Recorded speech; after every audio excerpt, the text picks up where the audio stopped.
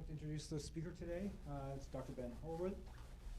He's an assistant professor in the biology and science and souls at ASU. He got his PhD from Harvard in the history of science. He also spent time at Stanford. His research is in many areas, including on the governance of emerging technologies, primarily including biomedical research. And he's here today to talk to us about precision medicine and the problem of participation. Thank you very much. Thank you very much for having me. Move this down a little. Thank you very much for having me. And let me explain a little bit maybe why I'm here, why I might have something to say. By the way, this is a relatively small group, so I'm going to talk at you, but I'm very happy to treat this as a discussion, so if you have questions or anything, please feel free to interrupt, okay? Is this a little feedback? Is that better? Is that okay? I can do without the mic unless it's necessary for the recording, yeah, okay. I'm trained as an historian of medicine. I study, in effect, governance of the relationship between science and democracy, broadly speaking. Governance of biomedical research and innovation in the United States, primarily post-World War II. And I'm interested in sort of understanding from a sort of longer term, on a longer term historical level, how kind of practices of governance, how arrangements within science, between science and other domains, the market, law, etc., politics, come into existence and come to be stabilized and shape things downstream as a result. I got interested in the things I'm going to talk about today through a collaboration with a bioengineer, Krishanu Saha, who's a professor of biomedical engineering at University of Wisconsin. And we were thinking about governance of induced pluripotent stem cell banking. Cells, in effect embryonic stem cells, cells that are taken from somatic cells from an individual, transformed into pluripotent cells, immortalized cell lines, that are then used widely and extensively in research, often in the production of disease models. A single line, because it's infinitely expandable, will be used all over the place and in ways that it's almost impossible to anticipate at the time of consent for the donation. For example, for reasons like sometimes the epigenetics of these cell lines predispose them towards differentiating along lineages that you can't guess in advance. And so they'll be very useful. You might get it for diabetes research. That's actually an example. You might get it for diabetes research, and it turns out to be very useful for studying neurogenesis. But that wasn't on the form, basically. So it's a very tricky domain in terms of governance.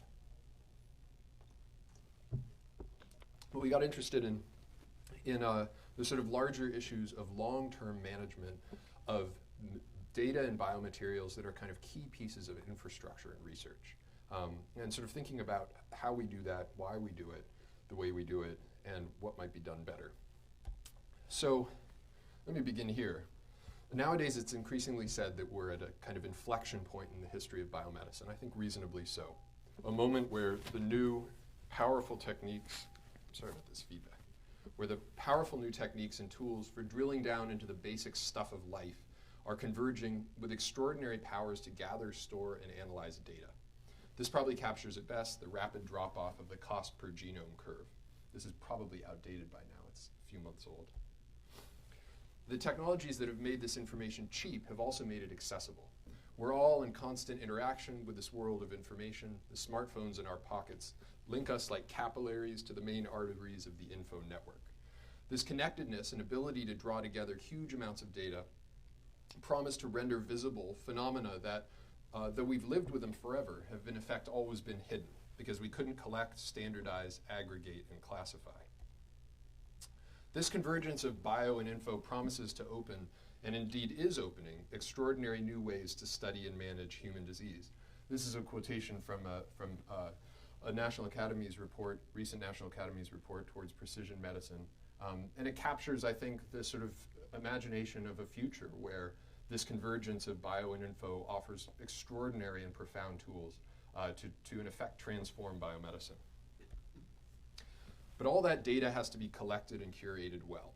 In a world where the stuff of life, from biomaterials to omic data to the environments in which they're embedded, becomes an informational resource on a massive scale, biobanking becomes critical infrastructure for biomedicine. It also plays a crucial mediating function, connecting the masses of information with the tools and expertise to make something meaningful of it. So I think this infrastructural dimension is critical. But of course, there are people in this network too, and this is what I'm going to focus on.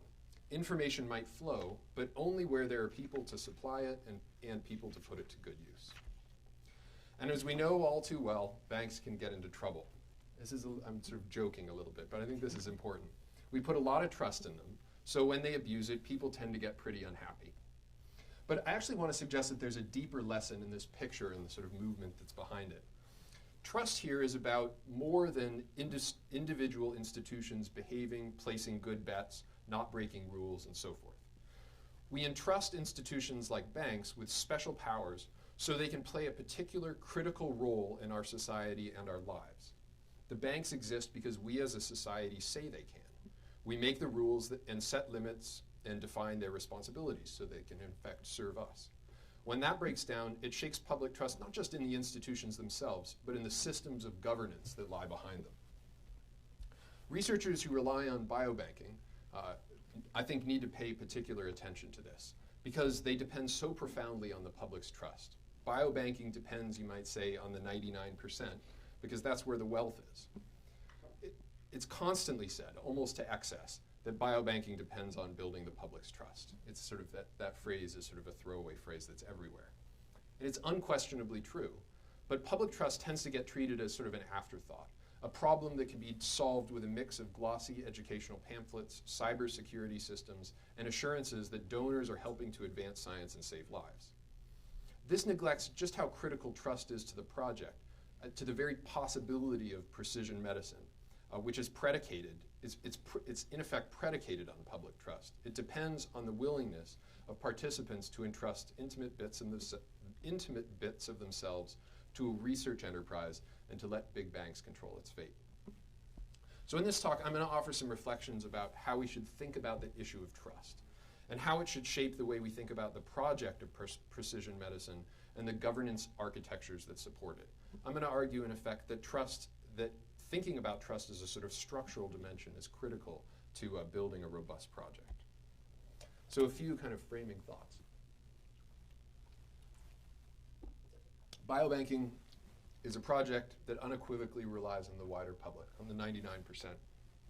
I take this to be self-evident.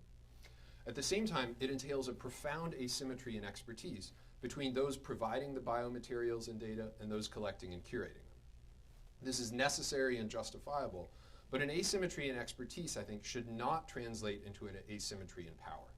Governance approaches have to rebalance this asymmetry, and this is what I'm going to argue, by attending to donor expectations and entitlements in a way that sustains trust. Building trust is often equated with promising privacy, basically that no harm can come to a donor because no one will ever know who the data and materials come from. I'm not going to talk much about privacy or about ownership or these sorts of things because I see these as actually subsidiary to the larger issue of trust, to the styles of governance that engender it. I'm going to argue that there are systemic deficiencies in mainstream governance approaches, which, though possibly workable in the short run, are not sustainable in the long run. These deficiencies come not so much from the way biobanks try to protect donor rights, but from a very narrow conception of what entitlements donors have in the first place. And this is something that is not exactly the fault of any individual research enterprise, but is a sort of feature of the space, something that can't be changed by individual efforts, has to be sort of thought about and addressed on a systemic level. In particular, I think a particular locus of weakness is the way relationships and entitlements are enacted in forms of ethical governance, specifically informed consent. I think this space requires systemic change. This is the case I'm going to make. But change will depend on engagement and coordination between health providers, researchers, regulators, legislators, and the wider public. Sounds easy, right? And I'm not talking merely about public education here, convincing people that there's something that they should get on board with, but genuine engagement, where the medical and research communities and regulatory communities, the legislators, et cetera, listen rather than try to inform, educate, and calm nerves. In my view, the time for reform is now, before too much has been invested in an unsustainable infrastructure, and reform will entail a fairly significant reorientation of how we think about risk and responsibilities in these sorts of bioinformatic research enterprises. It's important to note, though, that this kind of change is not at all unprecedented in the history of medicine. The way things are structured now, though they seem heavy and they seem sort of deterministic, are actually relatively young. So I'm going to ground my observations by looking at a particularly forward-thinking, ambitious, and hopeful vision of this sort of convergence of bio and info, namely this precision medicine report. This was recently issued by the National Research Council, and it sort of reflects on this nexus of bio and info and its curation and aggregation as the foundation. It argues that this will be the foundation for the future of biomedicine, suggesting that big data biobanking has the power to, in effect, revolutionize how we study and treat, understand, and treat disease. Let me make a little disclaimer. I'm going to say some critical things, and my aim is to be provocative. But let me say up front that I think this is a powerful scientific vision, if executed well. My focus here is more on the sort of social dimensions which I think, for obvious reasons, are inseparable from the scientific ones. One reason to focus on this report is its emphasis on infrastructure. The report recognizes that precision medicine depends on first building a kind of infrastructural foundation for research. The actual research, in effect, comes second. And the report offers a grand vision with a long time horizon. The project, quote, requires a long-term perspective. In a sense, this challenge has parallels with the building of Europe's great cathedrals. Studies started by one generation will be completed by another, and plans will change over time as new technologies are developed and knowledge evolves. Like Europe's cathedrals, it will require the coordinated inputs of people and resources from all levels of society. But here's the catch. Before the cathedral can be built, we all got to get religion. We have to work toward, quote, a gradual elimination of institutional, cultural, and regulatory barriers to widespread sharing of the molecular profiles and health histories of individuals while still protecting patients' rights. Okay, so the public, or a large subset of it, has to be willing to participate and contribute data and biomaterials that will serve as the sort of bricks and mortar of the structure. Yet why does engendering participation get characterized as, quote, eliminating a barrier? As if the natural condition, but for cultural and organizational impediments, is for information to flow unimpeded out of the people and into the big banks. The report's own language answers this. It's because data are conceived as a natural resource to be extracted, not as a contribution made by individuals to advance a collective social and biomedical project. In effect, it's all about the data. The people, insofar as they're present, get characterized as standing in the way, slowing things down. The social dimensions are a drag, an impediment, something to be overcome. So while the cathedral is the imagined outcome, in practice, precision medicine, at least up front, looks more like this. Mining and purifying informatic gold from the dross of individual people's experience of disease.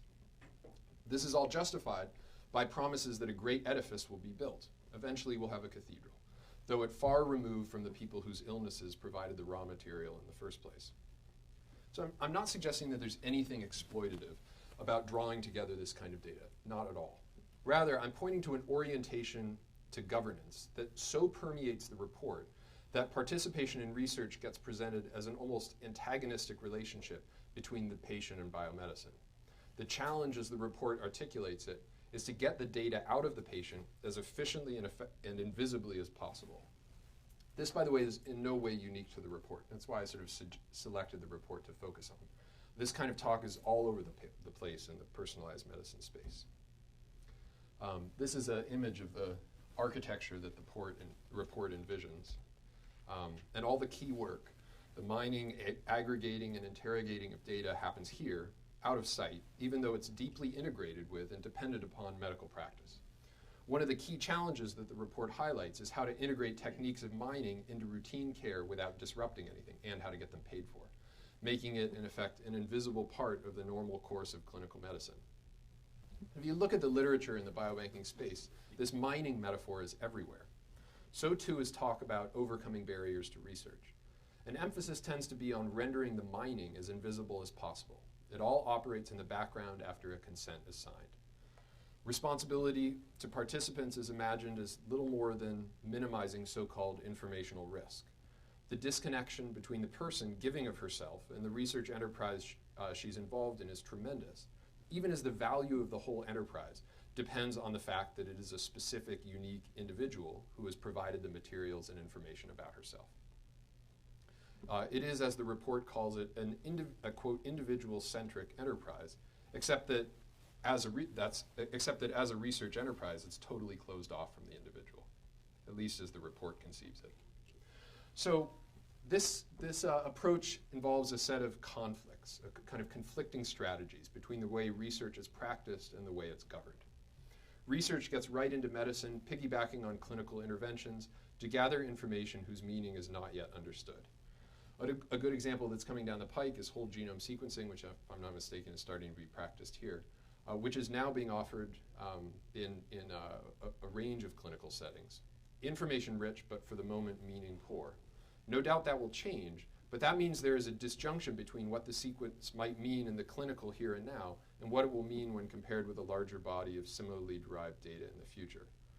Clinical uncertainty then becomes a kind of a resource as it attempts to reduce, as it attempts to collect the sort of spin-off of excessive data and biomaterials that can be mined. There's nothing wrong with this. Again, I want to say that there's nothing wrong with this. Clinical medicine has always involved enormous uncertainty and has always involved the kind of, making use of the wide repertoire of resources that are available.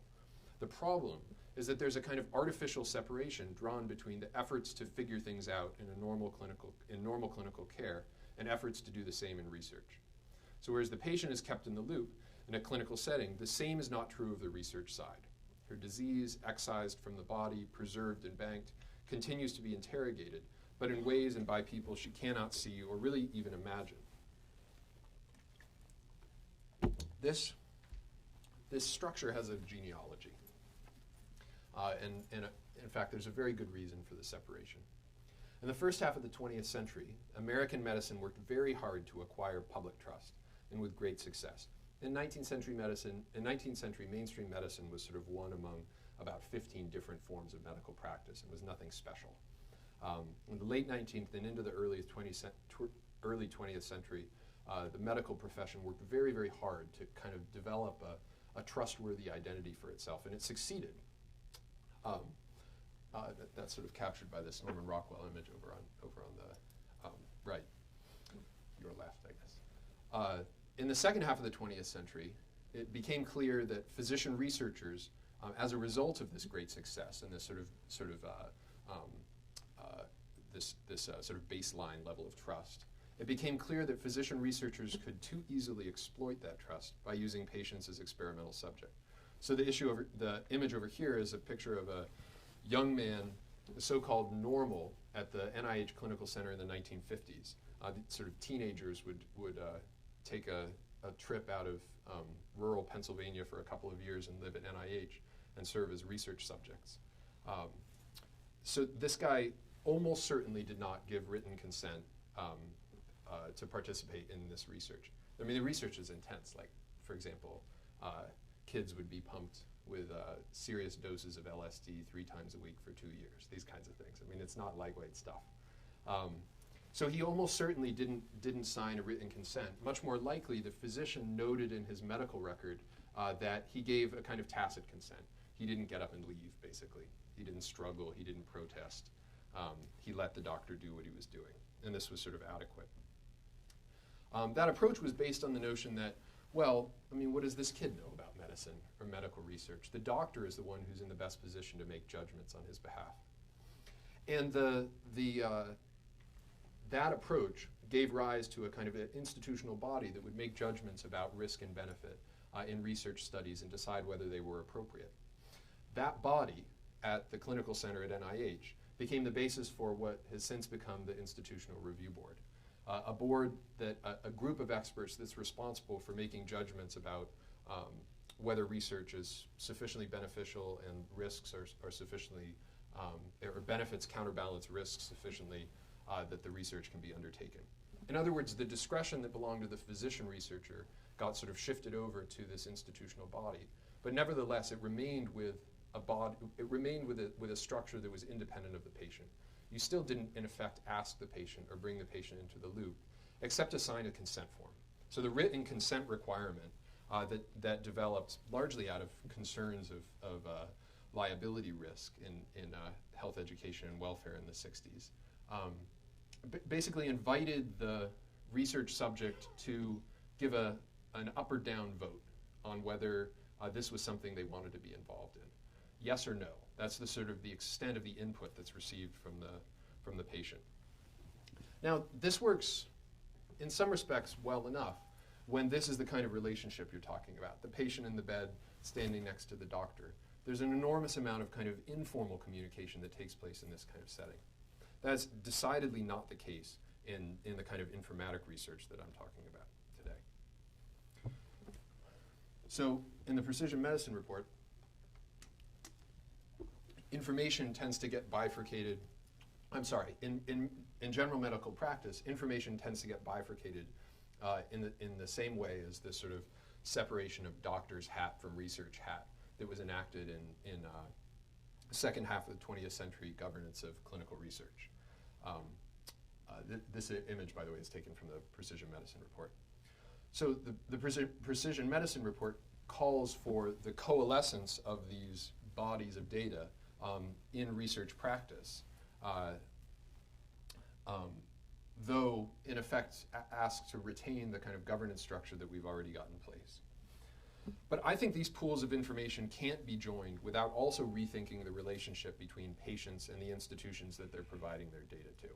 In terms of rights and responsibilities, this keeps the patient hat and the research subject hat separate in terms of governance.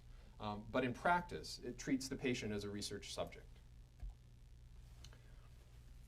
So for people who want to get their hands on this kind of data, there's a lot of frustration with this system, and legitimately so. It slows things down. It makes it difficult to gain access to people and their data. It's worth remembering, though, that the system was put in place to do exactly this, to slow things down so that risks and responsibilities could be assessed and ideally discussed. But this, in effect, puts research and fulfilling obligations to participants at odds. And in practice, it encourages a kind of ethical bare minimum. You think of any possible harms, mitigate them, and that's basically the extent of your ethical obligations. You write up a consent form and get it signed. The less obligation to the participant, the less constrained the research. So it's like an environmental impact assessment for a mining operation. The benefits are basically taken for granted. It's only where you disrupt a sensitive habitat or endanger a species that you have special obligations and have to work carefully. So here there's kind of a perverse relationship where the less the donor knows about how specifically her donation is used, the more useful it becomes, at least in principle. A blanket consent is more useful than a specific consent. If a study, if a sample is taken for X study for Y purpose, its long-term usefulness is limited. Liberating materials and data for research usually involves further attenuating the connection with the person. So, for example, through anonymization of a sample, if you strip the identifier from it, magically it ceases to be a human subject and becomes mere material, at least under the kind of current interpretation of the common role. It's in effect nobody. But of course, the research value of the material is dependent precisely on the fact that it is somebody, that it's from a unique individual biological body, etc. The process of consent, as it's generally practiced, defines the limit of participation. One signed form and that's it, even though data will live on for decades and may also continue to be mined out of a health record. It's like a mineral lease with no revenue stream for the person who owns the land. So the system encourages disconnection. That's basically the bottom line. The less the donor is connected to governance, in effect, the more useful the donation becomes. All this all the evidence suggests that this system of governance is unsustainable. Health and Human Services has recently proposed changes to the common rule that are supposed to address this. We can talk about this in more detail later. I'm not going to go into the details. But what they do is basically extend the requirements for consent without actually addressing this problem of disconnection. I think quite the opposite, actually. They, in effect, will exacerbate it if these approaches are put into practice. Presumably, these are relatively familiar to most of the people in the room. I'm just going to flash this up to sort of underscore some instances where emphasis on disconnection has proven problematic. But what's common to all of these cases, this is the Texas blood spot case, Washington v. Catalona is a very famous case, the ASU Havasupai case, no doubt everybody knows about, Henrietta Lacks. The Henrietta Lacks book has been on the nonfiction bestseller list for like 48 months or something ridiculous like that now. So these are sort of quite public instances of a moment of failure, where actually the governance structure hasn't failed. Rules weren't exactly broken. They were just contested here. What was the ASU one? The ASU Havasupai case, so there was a study that was undertaken, I can't remember, it was in the 90s basically, and it was undertaken in partnership with the Havasupai. It's a very small group of people, and there were high rates of diabetes. There's also high rates of schizophrenia, and so they were interested in studying diabetes, cooperating to study diabetes. Some research happened, everything stopped. The blood remained in the freezers in my department at ASU. A graduate student saw the resources, figured he'd do some research, focusing in particular on schizophrenia, and somebody from anthropology saw the announcement for his doctoral dissertation defense. A person who had been involved in establishing the collaboration in the first place with the Havasupai, so effectively someone who has a strong connection to the Havasupai, notified a person from the tribe who came to the dissertation defense, discovered at the dissertation defense that these biological materials had been used for a purpose that they explicitly had not consented for and objected to, partly because of concern about stigmatization from the schizophrenia dimension, and partly because it in effect put into question some of their traditional accounts of their own genealogy. The sort of biological accounts conflicted with those, in effect.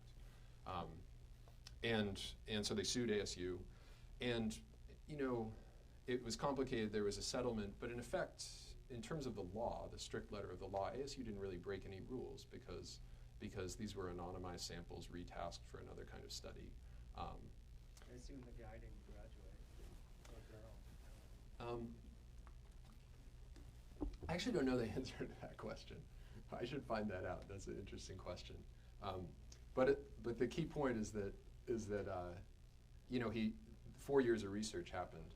A career was built on these materials, and then the bottom fell out from underneath it, and it's obviously the wrong time to be having this discussion, basically. But look, one thing I want to point out about all of these instances is that they each, in a different way, kind of represent moments where some kind of regulatory authority, whether a court or the research rules themselves, sort of decided that people don't know what's best for themselves, and that where research and regulators don't think they're doing anybody any harm, research can go forward. But people object, and problems emerge as a result. Let me say just a quick word about Washington v. Catalona. Let me keep track of the time here. In this case, the explicit intent of donors was overruled by the court. Basically, this was a cancer. Catalona was an oncologist at the University of Washington and had collected samples to do very specific research, had good relationships with the patients and so forth. And when he was moving, he wanted to take them with him. And Washington objected and said they are the property of the university. And the court agreed with the university. saying that you know, it was most valuable in the hands of the university, in effect. In effect, it ignored the terms of the consent that the consents that the people had signed. And you know, I mean, the people were they were there in the courtroom. I mean, they objected vigorously and were there to say exactly what they had meant in signing those pieces of paper, but it was in effect largely disregarded. Importantly, it wasn't just the university.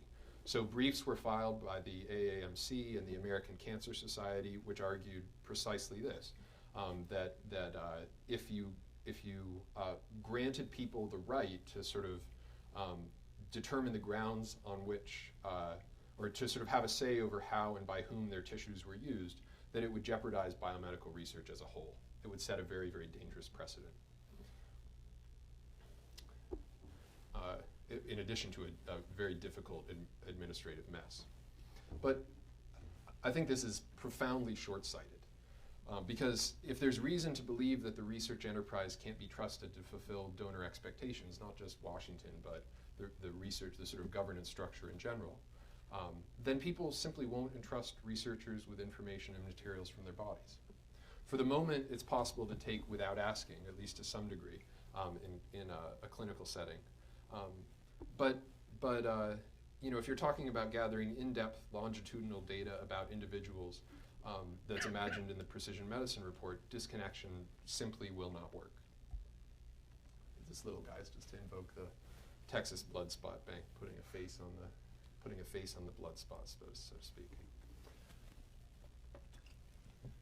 So there's lots of social science research, empirical research, that bears this claim out. It consistently demonstrates that the vast majority of people are ready and willing to participate in research, but they prefer to be asked. They prefer to have the option to know what research they're contributing to be asked permission for unanticipated usages. In short, they prefer partnership to blind donation. It seems pretty commonsensical. Partnership, however, means much more than simply not being harmed. That's what the structure, the governance structure right now is basically focused on, not harming people. But partnership means something much more than that. It means having an opportunity to actively contribute to an enterprise in which other parties uphold their ends of a bargain. So a quick example is this study on the bottom, where it was a focus group-based study.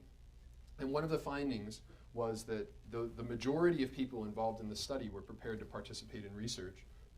94% said that rather than an informed consent, that, quote, a contract signed by researchers and participants would be very important as a sort of feature of the governance structure. I have a question. Yeah. So would that imply that the participants would have responsibility? So participants do have responsibility in the sense that they are placing themselves at risk. The informed consent structure says you have a responsibility. That kid lying in his bed who didn't get asked was treated as an object. And the informed consent structure says you're going to be treated as a subject, a research subject that makes an informed consent. In other words, takes responsibility for the risks that are outlined in the consent form that are attendant in participating in this research. So people are already taking responsibility. What this structure, I think what this sort of idea of a contract entails is give us more responsibility or more of a participatory role than simply blindly donating and signing a form that we understand that it's possible we might get hurt, but it's very, very unlikely. Instead, tell us what we're doing it for. Let us actively say, we want to give to this. We want to advance the research. We want to participate in an important project, in effect, as a partner in the project. What that would entail in terms of specific responsibilities, I'm going to come to that a little bit later, so let me bracket that question for a minute. But I guess I would just think that if they did have a responsibility for ongoing research, they would have to be responsible to keep contact information current. You know, just that contacting, that communication, it's predicated. I'll come to this. I'm going to talk about this in a few minutes. No, I think it's a very important question.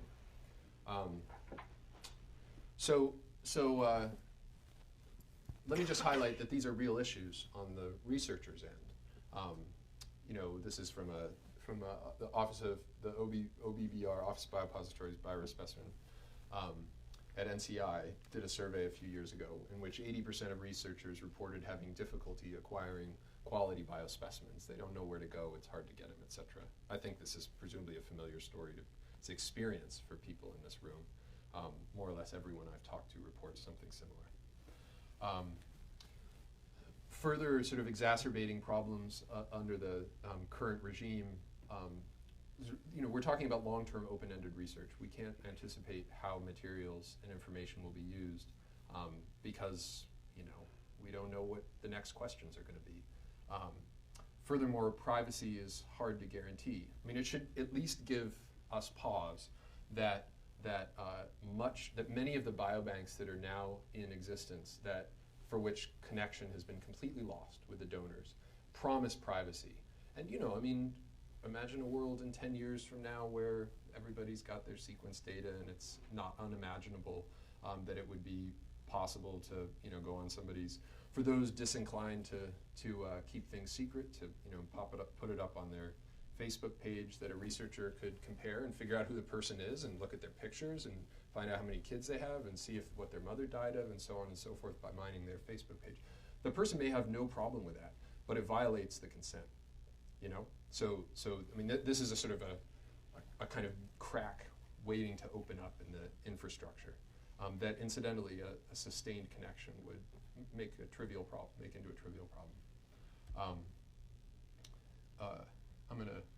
I just invoke these quickly. I mean, the sort of often proposed solutions are things like educate the public, ask people to be information altruists, don't worry too much about privacy, give us all your data, it will be good. It will be good for the world.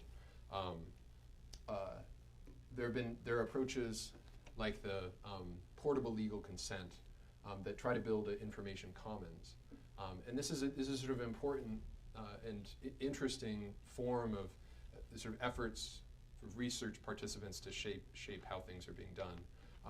That is, by maintaining a kind of ownership of their data, so it doesn't immediately become proprietary as it goes into the Mayo Biobank, and instead they can sort of take it where they want, give it to whomever they want, so that more research gets done in effect. Yet it doesn't sort of solve the relationship problems exactly. I just put this up because Leroy Hood, who is one of the sort of thought leaders in the space of systems biology and in effect precision medicine, he talks about P4 medicine. One of the P's is participation, and his solution for the problem of getting society to participate is your data should be society's data. It's a public good, treat it as a public good, give it to us. Which, for a guy who is brilliant on all other counts, seems awfully superficial. So the social science data bears out the sort of idea that people are hesitant to participate. People who would otherwise be very willing to participate are hesitant under the current regime. But actually, you don't have to look at that kind of data. You can look at what's going on in the world. It offers much better examples. So disease advocacy organizations are a very important kind of experiment that we can learn from, I think. These are people who oftentimes the parents of children with rare genetic diseases, whose diseases are totally neglected, understudied, etc., who gather themselves together, do the work of finding all the people, or finding a large number of the people with the disease, and building the sort of research resources so that research happens. But at the same time, they organize their efforts, and this has become the norm, they organize their efforts to sort of hold researchers responsible to a shared vision and contract. In effect, say, we will provide you with this research material in exchange for you focusing on questions that we think are likely to serve our kids, basically, because this is maybe for you an interesting scientific question. For us, it's a sort of a life and death matter. As Sharon Terry, who was the founder of PXE International, and is a sort of one of the leading figures in the patient advocacy community, she says you can't herd cats, but if you control the food, you can get them to go where you want them to. And the food here is data and biomaterials, right? So this is a sort of a forced partnership, a contract that's undertaken by sort of incentivizing the research community to collaborate in this way. Incidentally, most researchers are more than happy to approach things in this way. At least that's my sense from the ethnographic research that I've done. And they do it the other way simply because that's the sort of standardized, institutionally standardized way to go in mainstream research. Just to give you a very quick sense of how much energy these organizations put into their work. 91% are involved in participant recruitment, 75% collect data for research, 45% support a registry or biobank, which is a lot of work, it costs money, etc. 56% have assisted with study design. That's because they like to be in there and make sure that the questions are asked in a way that's sort of accountable to them. It takes money, effort. People pretty much quit their day jobs and do this. So this is an example of I'm going to skip through this, but this is an example of a variety of these kinds of efforts that have been highly effective. But let me just point out that this is so resource intensive. It's so much work that you need very specific kinds of people to undertake this. You need very specific kinds of circumstances in order for it to be sort of effective. And there are lots of people who are sick who just aren't up to this, you know, in effect are left out of this kind of space by virtue of the fact they don't have the resources to get into it.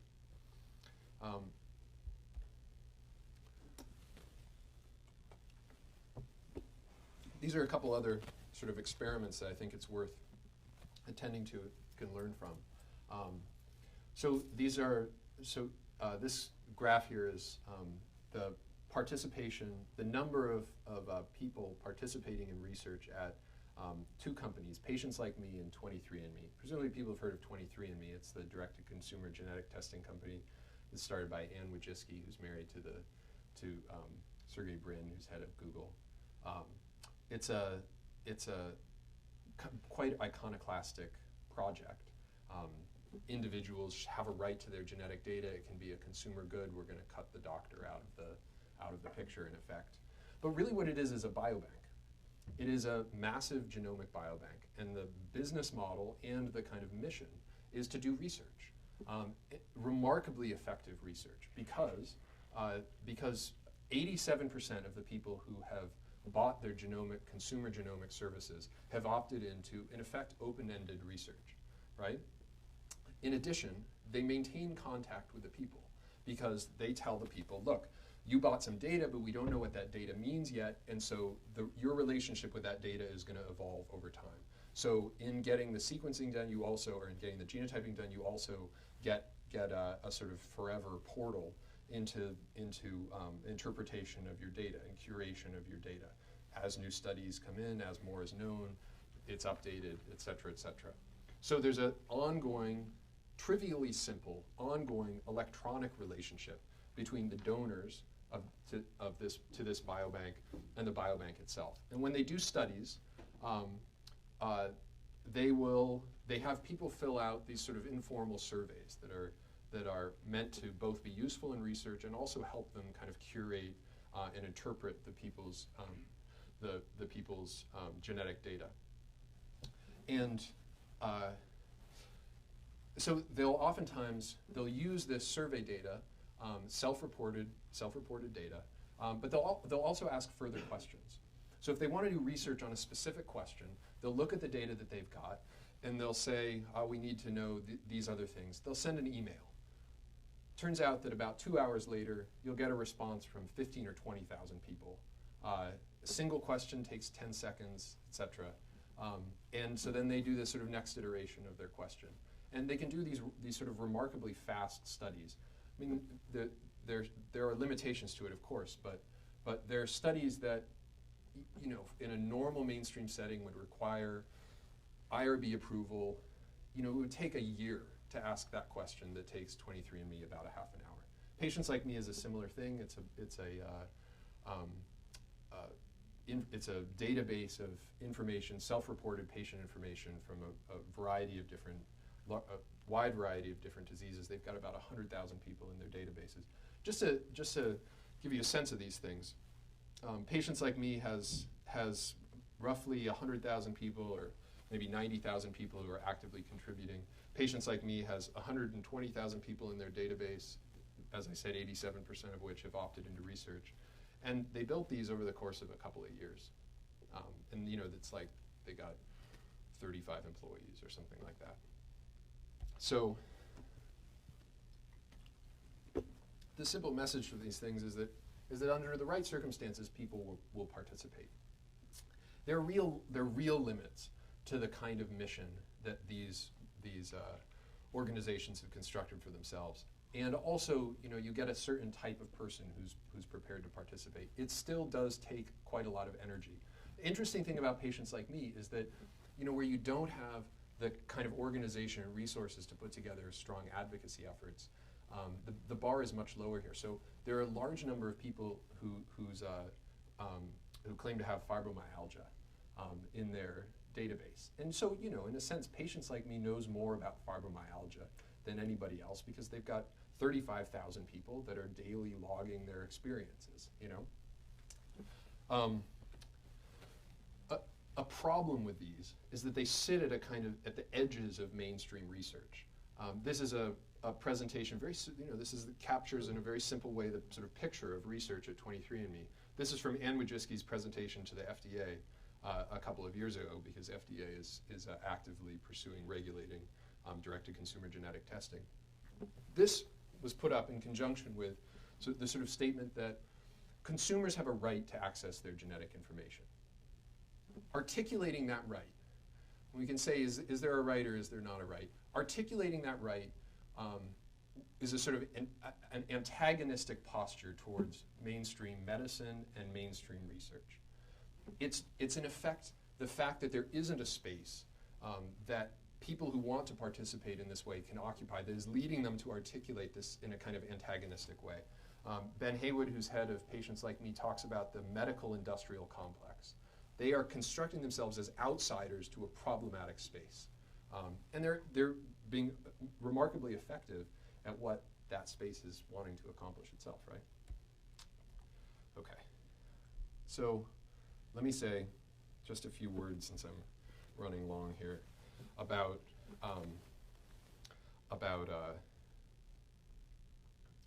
ways forward.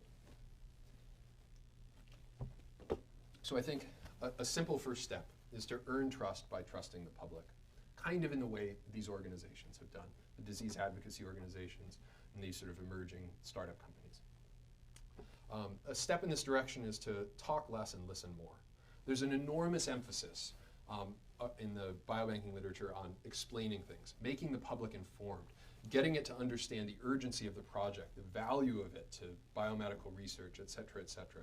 Participate and you will contribute to curing disease in the future. Fine, and many people are very, very prepared to do that. But at the same time, there's very little emphasis on asking, well, under what circumstances do you want to participate? What would the contract look like if you could say something about how it was put together? Building dialogue into the operations of biobanks. In other words, the governance arrangements need not be static, a single consent that's signed at one moment, but rather can involve connection and dialogue. Connection, if you're going to do longitudinal research, is necessary anyway, right? And we have the web. It's pretty simple to remain connected. So building dialogue into the operations of biobanks that allow people to see the nature of the projects that are going on, that are using their data and materials, rather than simply promising progress in the long run. Let people see how their donations are being used, what progress has been made, and how far there is to go. The project then becomes about the hard work of advancing science, not about hyped promises of future benefit. This kind of arrangement, I'm convinced, will engender more participation, not less. Interfaces allow more refined choices about what sorts of research people are prepared to participate in. Under certain circumstances, that might mean opting out of research, but I would think in a vast majority more circumstances, and evidence bears this out, it would mean opting into research, where more is needed from an individual, particularly in a domain that they have something to contribute to because their mother died of something, whatever. connections would allow you to ask for more and allow people to contribute more. And finally, charting the course for progress should be a joint enterprise. Participation in imagining futures and articulating aspirations. What matters? What are the goals here? People don't need to know the sort of technical details of what goes on in the research in order to weigh in on what research they think matters, in part by contributing. So the movement ought to be from a kind of minimal consent, minimal governance to maximal collaboration. Rules to protect architectures to partner, invite and sustain engagement that allow but don't require disengagement. And I think that this point is important. The norm right now is disengagement. It doesn't matter to you what we're doing, just as long as we're not harming you in any way. You give the opportunity for engagement of the sort that patients like me and 23andMe gives. That can be a basis for trust such that people don't bother checking the website. Maybe only tune in when they get the email that asks them for some further data, something of this sort. That's what trust allows, is disengagement. I'm going to skip through here, just make a quick final point. So I'm going to pick on the precision medicine report just a little bit more. So it argues that information must be organized around individual patients. As I said, it uses the term individual-centric. But the individual here is conceived as a fixed point, the coordinates around which are all these sort of different types of data. This information, which is layers deep for each individual and is broad across many individuals, will produce, the report suggests, a kind of Google Maps for health. We'll see the contours of human biology clearly, and more importantly, it will greatly facilitate the work of navigating health and disease. Okay, but this is a story of data aggregation, of drawing together bits of information that are already out there into a coordinated and rationalized synthesis. That's what Google does. But this trivializes the magnitude of this project. Individuals are not fixed passive points to be mapped, nor are they untapped veins of gold buried within the mountains of medical data. They're patients who must themselves traverse the often opaque and convoluted world of biomedicine as best they can, dealing with the road accidents, traffic jams, deep uncertainties about how to get from point A to point B when life is at stake. So for patients, and in this sense, I think we can say we're all patients, it's not so much territory to be mapped, but terrain to be navigated. And the dangers of the road are real enough. So in this sense, a better metaphor than either a Google map or a cathedral is a highway system. It's big, durable, built-to-last infrastructure that takes collective commitment, investment, and labor. And it's built incrementally. It can't be achieved by elite number crunchers drawing together data sets. For the real work lies in developing those data sets through the participation of the many. Nor is it some holy project which the stonemasons and day laborers must cast off their false religion of privacy and contribute to for the glory of God. It's an infrastructure project in a democratic society, another form of incremental progress that we undertake collectively in good faith and through collective commitment to a common good. At the same time, it's a project that must be responsible to that collective and the individual citizens that constitute it. What constitutes the common good is not a matter for an expert elite making invisible decisions behind closed doors. Yes, it's a project that depends profoundly on skilled engineers, surveyors, and so forth. But such experts hold no special expertise over questions of where the roads ideally should take us, over which communities they need to connect, and over what land should be left undisturbed. For these questions, many voices must be given the opportunity to speak, and collective deliberation must be invited. In short, the architectures of biobanking to genuinely reap the benefits of participation must allow for forms of governance that are themselves participatory.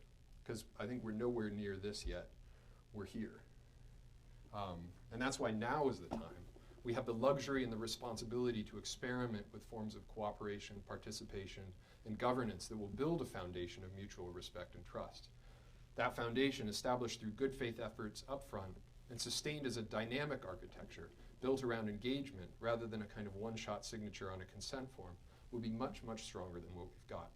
It would be critical and the lasting element for the infrastructure that would serve human health long into the future. Okay. Thank you very much. Yeah. There's a lot of food for thought here. I guess one of the things I'm wondering about is if you built this collaborative infrastructure through patchwork, motivations, and so on, there's a great potential, and here's where probably we need a statistician to tell us, but whether biased, self-selection bias and so on would creep into this, and how you would ever characterize, how representative your sample is. When people opt out or opt in, do we know what the remainder is, what their characteristics are like? And yeah, so I took these two companies, Patients Like Me and 23andMe, and there are a few other that are operating in this space, are really worried about this, both about criticisms of self-reported data and about the sort of issue of bias. And so they've taken great care, and I'm no expert in these kinds of issues, but they've published a reasonable number of papers. Patients Like Me published a paper in Nature Biotechnology a little while back, refuting claims that lithium was effective for treating ALS patients. And I mean, the numbers once scrutinized hold up. The people who know, but so. It may be that if you get enough patients, then you can correct for. That's basically their claim. I mean, patients, 23andMe, instead of having a control group of 2,500, uses 50,000 or something like that. Patients Like Me, their strategy, I think, in that ALS study was to have one-to-one controls rather than I'm not sure what the significance of that for study design was exactly, but they had a way of finding a sort of appropriate individual controls for each study subject that apparently improved the quality of the data significantly. But there is a bias. There may not be a biomedical bias problem, but there definitely is a social bias problem. Patients Like Me involves, to a large degree, people who spend a lot of time thinking about their health and are prepared to sit in front of a computer and spend a bit of time every day or every few days plugging in information about what's going on in their bodies. There's a lot of work, right? And it seems to me that the things to learn from these structures is not so much the sort of idea of empowerment that you give people the opportunity to engage in this way, but rather that in giving people the opportunity to engage in this way, you can build foundations of trust that would allow them to disengage, in effect, that would make them comfortable with using other repositories of data, like an electronic medical health record, as the mining source. So it's more about the sort of social foundations. Let me say something quickly about this patchwork issue. So one of the things that's been highly effective about human subjects research governance specifically, but a lot of forms of governance of biomedical research in this country, is that rules, that federal regulations have been attached to federal money, basically. Every university follows the federal rules for every form of research that it does, not because it's absolutely obligated to, but because it's sort of institutionally easier to just make those the defining rules. And if an institution departs from the rules, it puts at risk their eligibility for federal funding, period. This was how recombinant DNA research was regulated in the early 1970s. I mean, lots of things are sort of regulated in this way. There's something very important about the power of the common rule as a model, because it issues from a sort of powerful setting. And lots of different practices have emerged under the heading of the common rule, but they're coherent on some level because they all have to defer to it. It seems to me that you're not going to glue together 23andMe and Patients Like Me and Mayo's BioBank and a bunch of other things and get a workable system. However, if regulation shifts towards this idea of a contract, which would actually be most easily implemented through some simple web-based architecture, and that issues from the top, then you could have actually an important transformative effect. And the common rule is on the table at the moment. The people are secretly deliberating inside HHS right now about biobanking. I mean, the governance of biospecimens is kind of about half the proposed changes to the rule are focused on governance of biospecimens. This is a rule that has effectively not changed since 1990. So think about how much biomedical research has changed since then. So I mean, it seems to me that this sort of is the moment to be thinking about these questions. Any other questions? So I have a question. So if I became basically like a member of a biobank, and say I donated some biopsy material, and then I passed away, would my children, would my heirs have control over the use of that You mean donation? in my sort of imagined world? Yeah. You know, I think the answer could be maybe. Just like the answer to almost everything in a dynamic participatory relationship could be maybe. In other words, if you design a study where everybody has to sign the same consent form and you either get to say yes or no, then there's very little back and forth and there's very little space for specific opting in or out. So the proposed changes to the common rule allow for, they sort of encourage blanket consent, but would allow for these sort of checkboxes for opting out, like, no stem cell research and no research related to reproduction or something like this, as if HHS can imagine the 6 things that everybody in the world cares about in advance and require them as part of the forms. Whereas if a specific study had opportunities to opt out for specific things or opt in for more contribution, even if there's greater, say, risk to privacy, it would allow much greater flexibility, and it would, I think, deliver much better on obligations to participants. So right of withdrawal is a basic fundamental right under the common rule, and that for a guy in a bed, if you're part of it or if you're not part of it. It's very, very clear to you. For a person in a biobank, it's a lot murkier. And it seems like a right of partial withdrawal or a right of further opting in, a right of tailoring one's forms of participation, or simply knowing what one has contributed to would be very useful. So CA Hub is setting up, their architecture involves building in these sort of a tracking system for their biospecimens. So they know everybody who's used a particular biospecimen, what studies it's been used in, what publications have come out of it, et cetera, et cetera.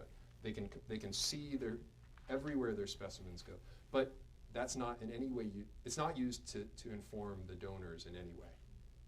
It's cancer, it's a little more complicated. I mean, you probably have a lot more people who are deceased who are involved in the studies in effect, but it would be trivially simple for that kind of system to make a portal that says, hey, look, you've been involved in these studies. You contributed to this stuff.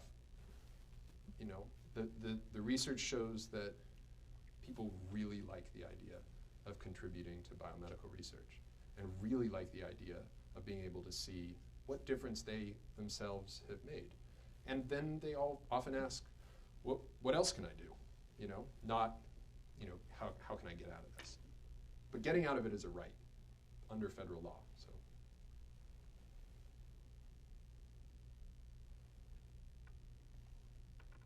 All right. Back our speaker again.